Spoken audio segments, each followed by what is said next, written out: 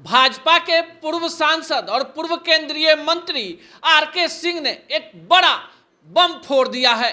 भाजपा के अंदर सुलग रही बगावत की जो आग है उसको जैसे ही प्रशांत किशोर ने हवा दी है, आरके सिंह जो काफी दिनों से इंतजार में थे कि जो लोग चाल चरित्र चेहरे की बात करते हैं वो समय आने पर क्या जवाब देते हैं। आपको बताएं कि प्रशांत किशोर ने भाजपा के सम्राट चौधरी दिलीप जायसवाल पर कई सारे आरोप लगाए, मंगल पांडे पर भी। अब इसी मामले को लेकर आरके सिंह सामने आए हैं और सीधे डिप्टी सीएम सम्राट चौधरी और दिलीप जायसवाल और उन तमाम लोगों को जिन पर आरोप लगे हैं उनसे कह रहे हैं कि सामने आकर जवाब दीजिए, ये बीजेपी है और अगर आप पर आरोप लगे हैं, आप इसका जवाब नहीं दे सकते तो अपने पद से इस्तीफा दे दीजिए। अब आपको बताएं कि आरके सिंह जो हैं एकाएक विधानसभा चुनाव के पहले क्यों आक्रामक मूड में आ गए हैं। आपको बताएं कि पवन सिंह इफेक्ट के कारण शाहाबाद रीजन में राजपूत और कुशवाहा मतों का बिखराव हो गया।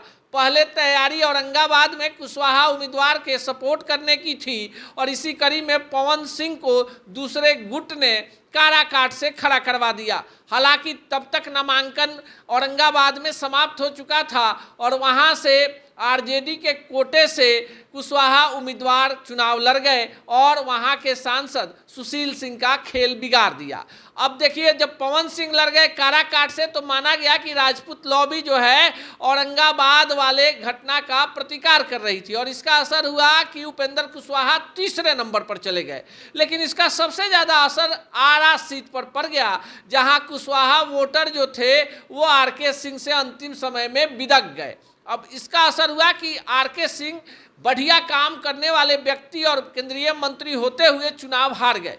फिर खबर आई कि आरके सिंह को राज्यसभा भेजकर केंद्रीय मंत्रिमंडल में लिया जाएगा, पर जिस सीट पर आरके सिंह जाते उस पर उपेंद्र कुशवाहा को चुनाव हारने के बावजूद राज्यसभा का सदस्य बना दिया गया। फिर खबर आई कि बिहार में डिप्टी सीएम बनाया जाएगा, लेकिन जिस सीट से जाते उससे भगवान सिंह कुशवाहा को विधान परिषद भेज दिया गया।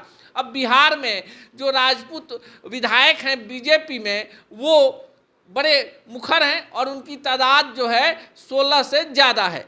ऐसे में बीजेपी में राजपूत पॉलिटिक्स जो है कहीं ना कहीं कुंद हो गई है और बिहार विधानसभा चुनाव के पहले आरके सिंह को भी मौका मिल गया है कि भाई भूख भ्रष्टाचार की बात करने वाली बीजेपी के डिप्टी सीएम पर कई संगीन आरोप लगे, बिहार के हेल्थ मिनिस्टर पर कई आरोप लगे और पार्टी के प्रदेश अध्यक्ष पर मेडिकल कॉलेज हड़पने का आरोप लगातार प्रशांत किशोर लगा रहे हैं। तो ऐसे मामले में पार्टी की छवि खराब हो रही है, लोगों के बीच में गलत मैसेज जा रहा है, तो पार्टी के इन वरीय नेताओं को सामने आकर जवाब देना चाहिए या अपने पद से इस्तीफा देना चाहिए। बाकी इस पूरे घटनाक्रम को लेकर आप क्या सोचते हैं, कमेंट बॉक्स में जरूर बताएं।